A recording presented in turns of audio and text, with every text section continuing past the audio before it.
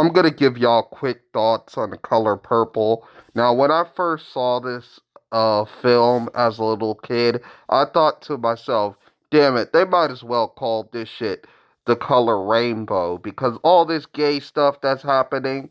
Now, I know that Miss Walker is gay, so it makes sense that she would draw a bunch of lesbians uh in her uh in her books and stuff like that, and that's okay and all, but it comes off as kind of like a male bashing thing.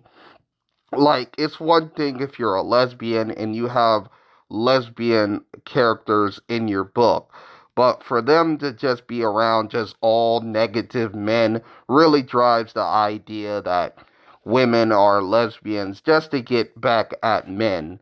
And there's not really a healthy relationship in The Color Purple, or at least the OG movie, except for the pastor relationship, I guess. But they were just chilling in Africa and stuff like that, and they took Nettie's sister and what have you, and they were chilling in Africa, you know how it is. But I didn't really see them in the movie like that.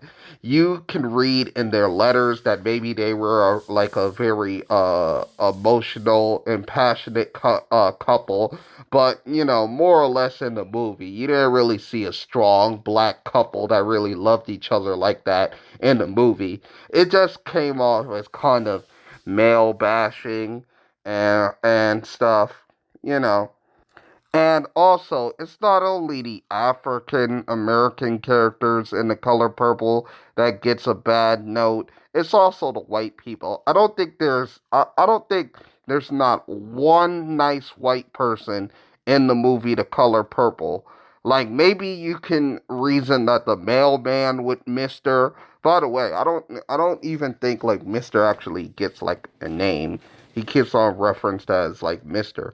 But maybe the mailman who got Mister's mail and then kept the pie, maybe he's a nice white character. But overall, all the characters in The Color Purple OG that are white, you can bet they're evil. They're just fully evil. They're just fucking demonic. Like, nothing's good. Nothing's a good characteristic about them. They're just plain old evil. And when it comes to Mister, even Mister got a redeemed story at the end when when Whoopi Goldberg's sister, she's trapped in Africa. Mister just so happens to actually, like, get his sister back into America because he had their birth certificates. That was pretty cool. That was awesome. Like, I love that scene. Like, the end of the movie, that scene, that was amazing. That was amazing. But no, there's no redemption arc for the whites in The Color Purple. And I'm like, damn.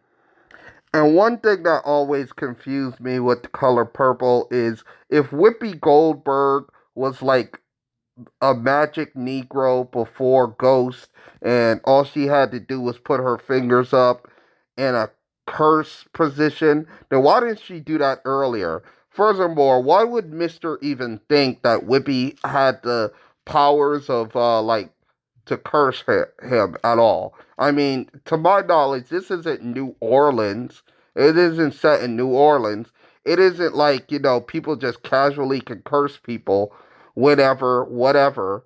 Like, what was this? Where was this curse dynamic in earlier in the movies? Like, you know, like this isn't like a New Orleans setting, so I never really understood that in the movie The Color Purple. Like, why he would be afraid of a curse aspect from Whoopi Goldberg. I get that she finally stood up for herself and actually gain some independence. And I love that the movie doesn't depend on Suge necessarily singing career. Like, Whippy actually had like her own business, her own clothing business, and I like. And I'm gonna talk about Oprah Winfrey. Now, everybody knows that one line from this movie. All my life, I had to fight. but it was about domestic abuse. It was about like Mr. Sun. He started whipping up with Oprah, and I never will get why Whoopi Goldberg told uh told the son to beat Oprah. I guess it's because all she knows is beatings and she has Stockholm syndrome, but it was a little bit jarring. And furthermore, I don't know why Oprah in the movie actually still hanged out with Whoopi Goldberg. I mean, if somebody told me to beat my ass, I would stop hanging out with them. Maybe it was a small town, so there wasn't much women, but still, you know what? You're gonna hang if you hang out with snakes in the grass, you're gonna get bit in the ass. Like that's how I feel. Like stuff is crazy. But yeah, Oprah Winfrey, I mean, she is the backbone of this movie. This terrible, terrible movie. Like, nearly all the men in the movie, except maybe the guitar players, are absolute garbage. And all the white people, there is not a redeeming white person in the Color Purple movie. Like, I don't know. And there's this aspect in The Color Purple of like elder men like dating younger women, like literal teenagers. They're screwing their daughters, they're like trading women like cattle. And I knew it was the rural South and stuff like that, but still, I'm like, gosh, like, you know what? I didn't live in the 1900s, so they probably did trade women like cattle. But to see it like being portrayed in like this movie is a little bit jarring. Also, you know what? One of the aspects of the movie I like is the jazz. Like the jazz in this movie and the folk music in this movie is just absolutely excellent. And one thing I never really noticed about this movie is they don't really play up the aspects of colorism, like Squeak, whatever her name is. Like she gets like two scenes, in which these are kind of like very strong contrast scenes. Like they like Screek. It reminds me, all the light skinned characters in this movie, like Screek and Mister's daddies, they're just evil. They're just extended aspects of the whites. It's whites and light skinned people that are evil in The Color Purple. Like there are no redeeming whites in The Color Purple. There are no redeeming light skinned people except for maybe Screek. Like, you know what? She had aspects, she had dreams that were going to be tried to be dashed at the end, but no. Screek, she tried to take Oprah Winfrey's man. Well, they were broken up at that time, but still, she she wanted to fight Big Bad Oprah. She landed in the water, and then the fight broke out in the bar, and Whoopi Goldberg is just sitting there, just smiling and shit, just frowning as just violence breaks out. I don't know why. I think like Whoopi Goldberg in this movie, like she just liked violence. She encouraged like the son to beat Oprah. She's in the bar just smiling. I think she just like chaos in this movie. Like I don't know why, you know. And some of the African aspects in this movie is amazing. The way they talk about Africa was like Africa was the motherfucking original Wakanda in this movie. Like, damn, they really glorify Africa, except for maybe that scene where it's kind of like the tribes, the villages get broken down.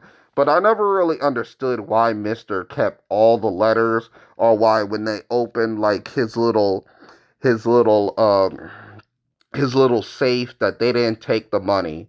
I mean, maybe it's an honor thing, I don't know. But they didn't take the money or nothing. But yeah, overall this movie was pretty good. You know, I know that it was directed by a white Jew named Steven Spielberg, and many people criticize like. I really feel like the movie would have a different style if it was actually directed by a black person instead of a white person, more or less.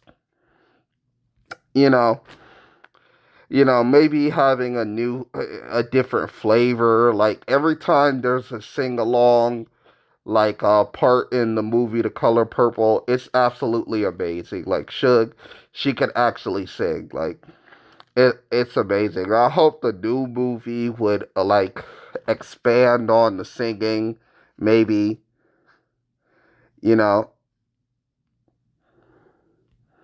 I hope the new movie would expand on the singing more or less.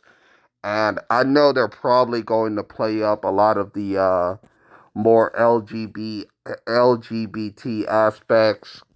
And, because this movie is The Color Rainbow. Like, it's pretty. It was pretty jarring to me seeing Whippy like lip smack when I was a kid and stuff like that. But overall, I'll give the movie a 7 out of 10. The original OG version, I would say that you all would check it out. It's like a black film classic.